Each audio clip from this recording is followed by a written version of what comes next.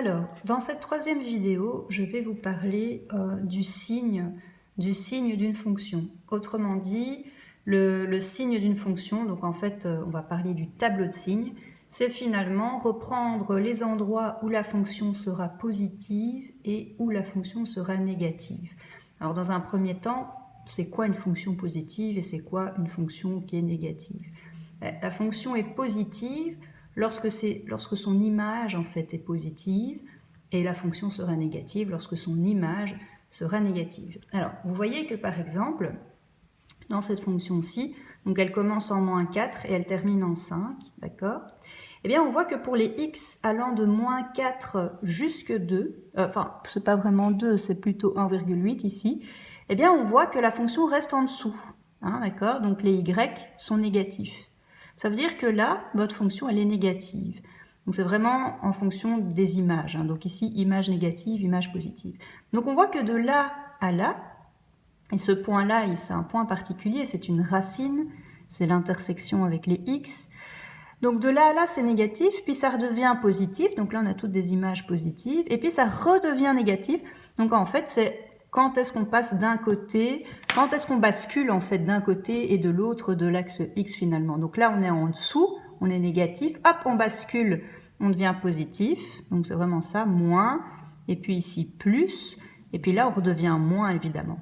Alors, comment est-ce qu'on construit le tableau de signes? Ben, vous avez remarqué que le changement, souvent, il se fait à la... Enfin, souvent, tout le temps, il va tout le temps se faire à la racine de la fonction, aux racines, donc à l'intersection avec les x, puisque c'est là qu'on traverse, qu'on passe de moins à plus. Donc le tableau, il faut mettre ces points qui sont les points stratégiques, mais on va aussi mettre le point de départ de la fonction. Donc, je vais prendre... Donc, dans le tableau, vous devez toujours noter x, et f de x, l'image, pour ce x. D'accord ? Alors, dans ce tableau, on va prendre des points de repère. On va prendre le point moins 4, moins 8. D'accord ? Alors, de moins 4, donc à partir de moins 4 à moins 8, la fonction, elle est négative. Donc là, on va juste mettre le signe de la fonction.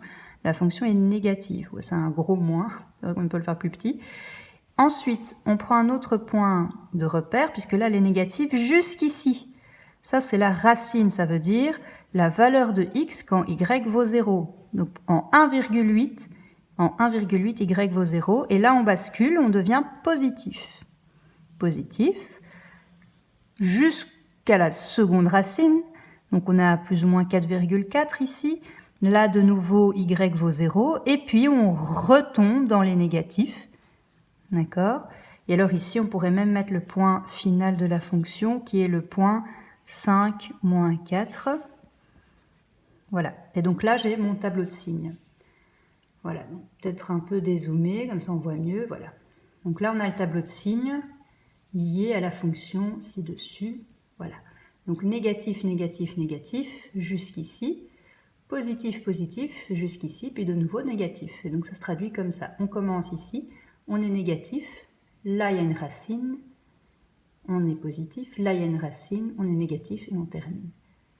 Alors si maintenant votre fonction n'avait pas de point de départ et de point final, vous auriez tout simplement dit qu'on commence en étant négatif, une racine, positif, une racine, négatif.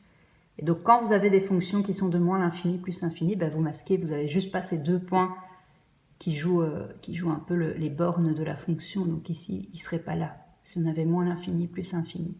Mais là, vu qu'on commence en ce point, on peut le noter, et on termine en ce point, on peut le noter aussi. Voilà, donc prochaine vidéo, on regarde la variation.